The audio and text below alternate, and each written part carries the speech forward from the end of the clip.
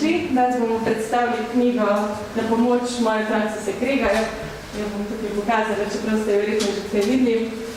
To je čisto nova knjiga založbe Družina. Napisali ste dve ameriški pisatelji, strokovnjakinji za vzgojo, Adele Faber pa Elaine Nesbiš. Oni res sta že poznali pri nas, ker sta že pri mladinski knjigi dve in dve knjigi išle. Pri nas je pa išla ta knjiga Na pomoč moje otroci se kregajo, ki govori o tem, kako lahko starši spodbudimo dobre odnose med svojimi otroki. Čisto za uvod bi vam jaz povedala, da imam jaz 4 leta mlajšega brata, s katerim sva se celo otroštvo sva se kregala, čepla, ignorirala, špitala, zbadala in še zdaj točno vem, kaj mu moram reči, če ga hočem kaj zbast, no moram reči, mama rajš mene po tebe, čeprav vsi vemo, da je to pač kar nekaj, ampak še vedno imava te igre.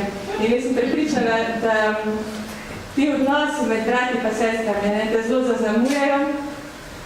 In šele zdaj, ko sem to knjigo odkrila, sem ugotovila, da lahko v bistvu starši marsikaj naredimo za to, da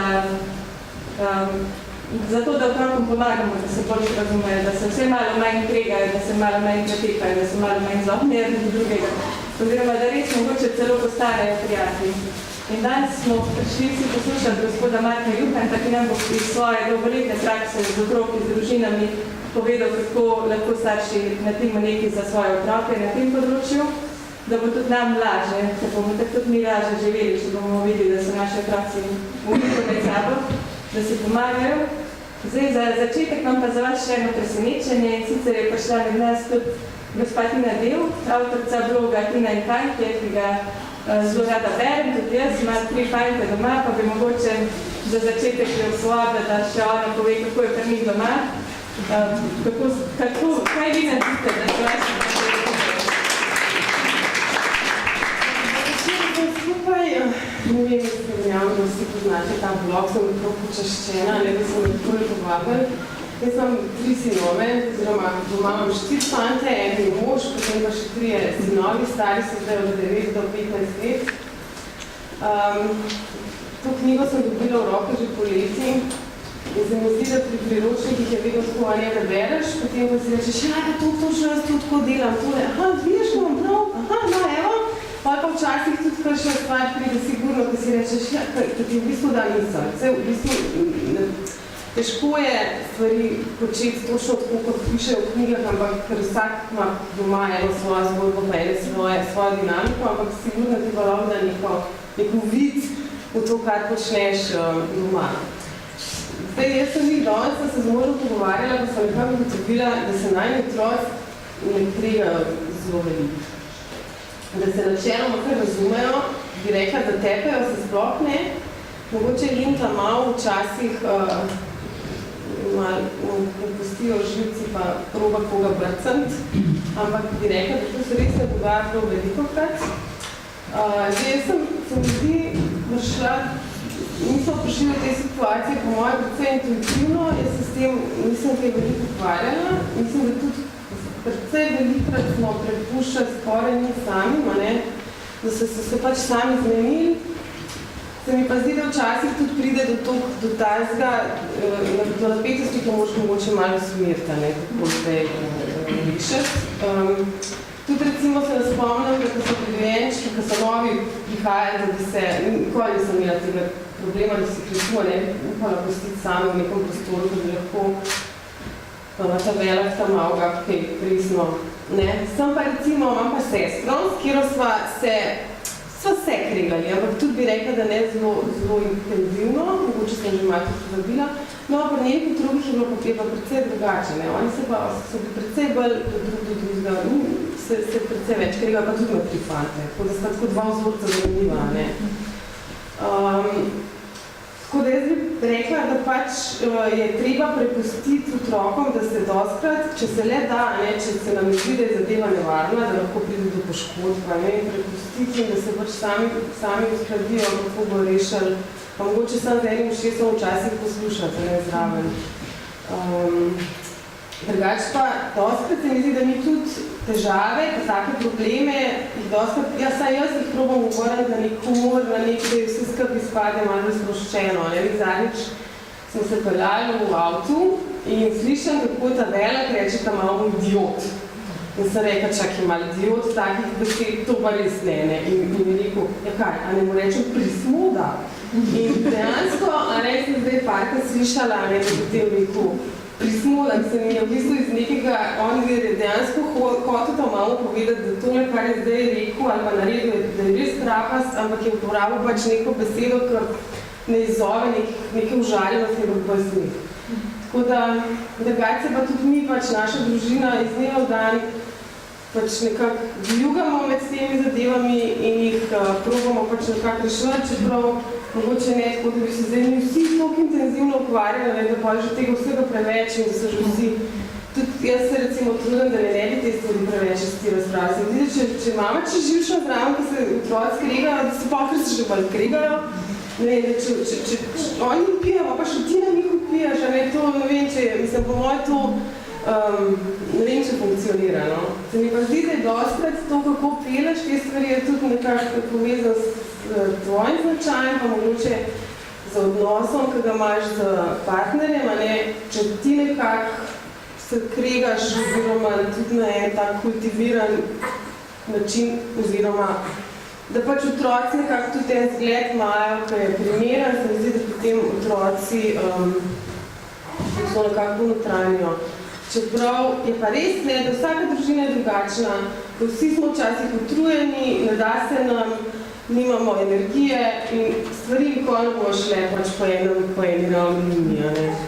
So pa take knjige sigurno dobrodošle, saj iz mojega vidika, ne, da začneš mogoče, da pomisliš na stvari, ki jih mogoče drugače sploh ne bi niti opazil. Super, res najlepša hvala, Tina. Ja. Zdaj pa povabimo še... Zdaj pa predajam besedo gospodu Juhantu, da nam iz svojih izkušenj pove, kako lahko mi pomagamo našim otrokom, da se bodo razumeli med seboj. Hvala lepa. En lep pozdrav, veliko obrazov poznam, za vse ne vem, to je nekaj in zdaj le zborišča ukrade avto, imam problem, ker moram najprej ugotoviti, kot ima žena telefon in potem poklica, da mi povedala številko, da lahko prijavo zdravo. Noben ni popolna, ne? Tudi ta knjiga ima eno napako. Nisem je jaz napisal. Res je izjemna in vsi odbral sem se, ker smehljal zraven. Priznam, da bi bilo malo dobro poslali so mi, ok, sej najbolj bo ameriške, strelo tudi že prej poznam, to je precej specifična zadeva, ne? In ko gledaš kakšne te ameriška čeva, ne? Že to, da, ja, se tako nekaj se vleče, že če pogledaš njihov parents guidance, je čist napačena, ne? Prvi, če gledaš film in če se gospa pade v vodo in se takole pokaže bradavica, ne, da je spode nekaj temnega, je že, 14 let. Ne, to otrok ne smejo videti. Mislim, se to prva stvar, ki je otrok res videl. Ko je raven ima vidi globino, tam je 8 do 12 km, to prva stvar, ki je res videl v življenju. Ampak potem ne smeješ tega videti, ne. Lahko pa gleda, kako se z motor po glavo čaka, to pa ja. Da sem se bal, da se bodo take stvari pojavljali noter. In ko sem začel brati, me pride včera, prav ti tole imaš, sem videl, ne, še papir, ne, pa veste, strani, A4, prav, je zanimivo, in pravim, ti, 12-15 stran sem rekel, do zdaj sem navdušen. Sicer mi en stavk lahko malo pokvari občutek, ne, ampak, lej, to videl, do zdaj. Potem so se stvari začele še hitreje odvijati in bolje odvijati in nazadnje sem ugotovil, da so vsebina čisto kompatibilna s tistim, kar jaz predavam. In to je zelo mojega predavanja na to temo. In bom danes pokazal par slajdov, povedal tisto, kar povem, in potem prebral, kaj pravita o tem avtorici. Bom se videl, kako grejo stvari skupaj. Se ne bo tega prav veliko tako, ampak da boste videli, kako zadeve gledo. Zdaj, ker smo bolj kot pričevanje začeli tale večer, sta gospe povedali svoje izkušnje iz življenja in tekočega družinskega življenja. Jaz v Sloveniji veljam za strokovnjaka. ampak ne za domačo mizo, ne, mislim pri bratu, ko je bil za vnučko odločali, ja ne bi jo dali, ker je bila živahna, že dali v vrtec ali ne. Vsa žlahta je imela veliko za povedati, mene ni noben vprašal. Ker to ni moj položaj doma, veste, jaz doma, ko sta brat in sestra, jaz tam nisem strokovnjak. In gre na živce sicer, da prehajajo, en radio, pa drug radio, avtomobile vidijo na dvorišču, ne, pa ta televizija, pa ona televizija, pa kamera ven, posebej, ko se kaj zgodi. Ampak, drugače, pač nekaj delam in to je to, veste. Lepo si mu mali dole, ne, in vas sem več čas držal v pesmi, jaz. Ker sem vedel, kakšne so ljubne pregrete in če mi kaj bilo všeč, bi lahko tudi mami kaj povedal. Nikoli mi ni bilo treba, ker sta prej popustila. Zato ne rečem za mami, da kadar imate več otrok in vas prime sveta želja, da bi dost, bo pa en nekaj pokasiral. Nek ukrep torej. In če ne veste, kateri naj to bo, je odgovor zelo enostavno. Zmeraj ta malga. Zmeraj in ne boste nikoli narediti napake, veste. Ker ne morate narediti. Ker tam je tisti, ki je hiperzaščiten, vsi večji morajo, ja, ti si pameten, ti razumeš, ti stopi stran, a veste, tako je z našo vlado, ne. Vsem so rekli, ti razumeš, ti so odstopili in zdaj, gremo, ne. Ti ste bili to dvečki, ne. Enega deca ni pisali. Da rečeš, deli, stopam. Se postavil, stoji, ko hrasta, veste. Lahko pride veter in na oko, da ne, vas. Kdo me bo paril, da ne bom padil, jaz, ne. Vzgoji pa ne moramo tako ravnati. Starši, toliko je lepo slišati, da vidim, kakšna blond gospa še ne bi rekla moža. Se mi kar milo stori, veste. Večino imajo partnerje, ne. Otroke pa imajo. Ja, ampak nekako ni tiste zaveze, veste, ki pride s poroko, malo drugače, no. Malo je bolj načrtovano, malo bolj neuradno. Jaz nimam rad, da so ljudje na koruziji, ker kaj bo naslednja generacija bo na silosu. Jaz ne vem, kako bo, ne, to je pol, ko se koruza skisa že, veste, ne. Ne, v enem letu je kislo, svojo, pa dunije, pa, no.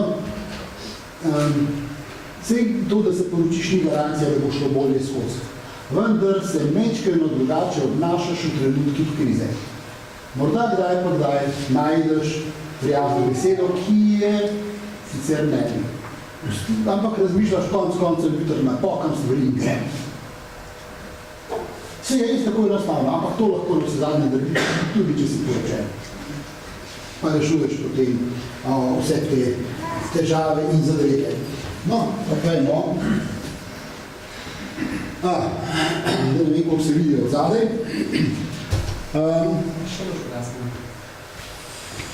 Mogoče, če se še eno da, pa res bo pa že res prav dobra slika. Vse se vidi.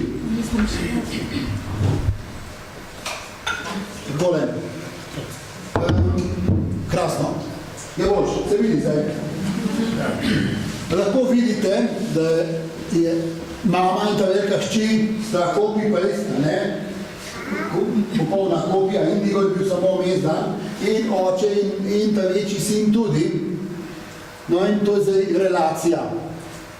Hči, ta velika hči, se postavi tja nekaj, okrog nje so že otroci, okrog in okrog so otroci.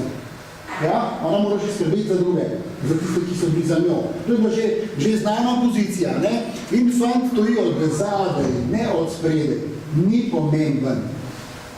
To je rezervna mama. Ja, to je njena pozicija. In fant po moški plati. Ta mali lisjački so pa kje, gledajte. Fant je že pri očetu in punčka je že pri mami. S tem, da je fant mami podoben, punčka ta mala je pa čisto očetova. Ja. Tedi dekleti sta pa takrat, ko potegnili, čista desna rdeča laska, ki je malo samo svoja. In ona, ki je bolj okrogla, ko mama je morala gledati v zadnje, da se ne vidi, da nekdo misli, da je ona mama. To niso slučajni razporedi, veste. Ko gledate družinske slike, boste vedno znova našli ta razpored.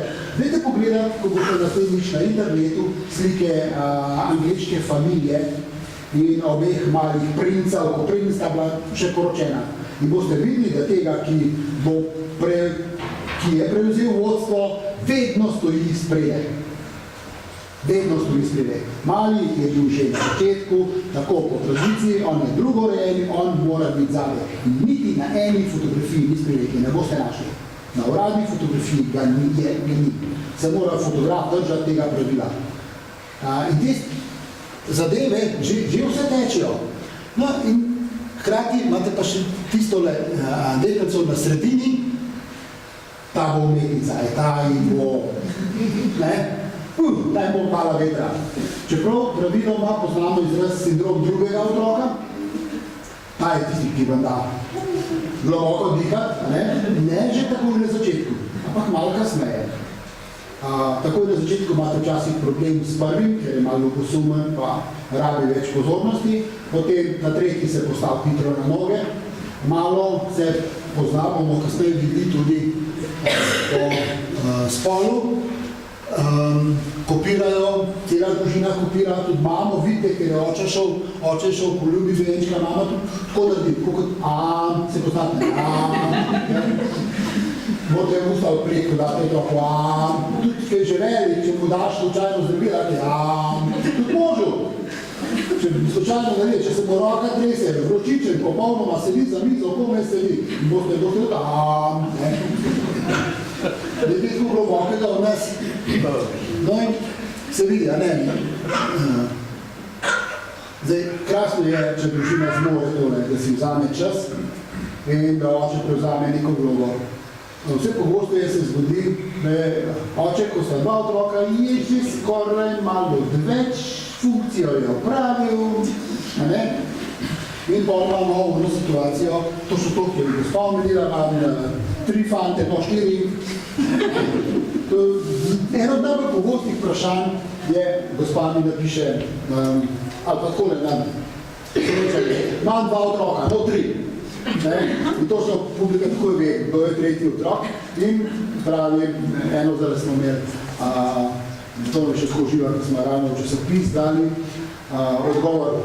In pravi, kaj ne pa zdaj naredi, tako sta ljubosumna oba, mož in imamo dojenčka in zdaj ta velik fant, 4-letni in mož. Pravi, jaz si kaj predstavljam, če je gospa suhljata, ker doji, ker tako, a če je suhljata, pa to tako gleda, da se 2 kuška tepeta za kost. In pravi, tako sta ljubosumna, jaz tega ne prenašam več, kaj ne narediš. Ampak to je normalno. Mali 4-letnik je zaljubljen v svojo mamo, to je višek ljubezni. To je nekaj, kar nikoli več ne bo, svoje žene, punce nikoli ne bo. Nikoli. In seveda, tam zraven se, po poleg dojenčka se še oče štuli stanje. In on hoče, da bo mama njegova in tudi objavi, ko bo pa jaz velik, bo pa mami moja žena, bo moja punca. In potem oče reče, ne, ona je moja žena, ti si kar svojo punco naj. Aha. In najprej mu to ne gre, mu ni čisto gladko, mu ni prav, ni mu prav. In kaj mnogi izginejo, kaj naredijo, mami začnejo rože nositi, tako pa moško, veste. Rože prinese, stravnika, mami, veste, ima tako rad, mamica solzi teče od sreče. Se je že zgodilo, da je otrok mamici prstan prinesel. Naredil prstanček, pa ga je prinesel. Očit se je hotel z doma, veste, ker... A ste to resna bitka za njega ljubezen? Ja? Ampak problem je, da je to izključujoča bitka. Bitka med odraslimi, bitka za partnerko je izključujoča bitka. To ni tako, in ljubezen je izključujoča. V naši kulturi imaš eno ženo imaš lahko rad in enega moža imaš lahko rad. Rad imaš pa lahko poljubno število otrok. Ja? Tisto se ne izključuje. Tu se pa vsak drugi naslednji se izključi. In otrok hoče izključiti, fantek hoče izključiti očeta. In reče, kar strankaj. In oče je užaljen, mama, joj, ti dobra, pa nismo učili. In če oče ne gre kar stran, ker seveda se to ne zgodi, poskuša, kje so nove meje. In reče, si želi, da bi oče umrl. Kakšna groza. Ampak to je klasičen Oidipov kompleks, ki ga mora otrok dati skozi. In potem ima slabo vest in ne spi po noči. In se premetava, ker v resnici ne želi, da bi oče umrl. On ga hoče samo s poti spraviti. mamica, njegova punca. Ja? In če očeta ni, imamo problem. Zato sem rekel, da sem tako vesel, da imam moža. Če očeta ni, imamo tale problem. Ni moškega, ki bi bil otroku na poto. In otrok je vse bolj zaljubljen v svojo mamo. In razmišlja kot njegova mama in čuti kot njegova mama, ker se duplira v celoti. Ampak njegovi mami so všeč moški. A vidite, kje je problem? Če pa moški je v hiši in mu reče ne, na zadnje otrok in vidi, da nima druge možnosti, kot da sklene, ko bo pa jaz, ali bo tako punca, ampak bo samo moja. Samo moja bo. In imate verzijo, ki vam bo prinesla vnuke. Ja, ona prečna, pa žal ne. Tudi poznamo elektrin kompleks in tako naprej. Drugo verzijo, kaj se z dekleti dogaja, da sprejmejo svojo spolno vlogo, tako da ne bomo zdaj v politiki, pa ja, vidite, kako stvari gredo. To je, glede na tole, kar smo slišali, ja, želimo, da bo naši otroci imeli otroke, ki si želimo, da bomo stari starši in tako naprej. Vzgoja to prinese. Ja. Tradicionalno, glejte, najstarejša hči, malo zadaj, stran, ata pa mama sta skupaj, ta mal, lisjak je spet pri očetu, da vidite. Punca mama, stran, ni čisto blizu, že skrb za ta velike dva brata, to je že to. Ona bo prva naredila izpit in bo morala voziti po aktivnosti, dejavnosti, tudi sprejeli sta še 2 stola.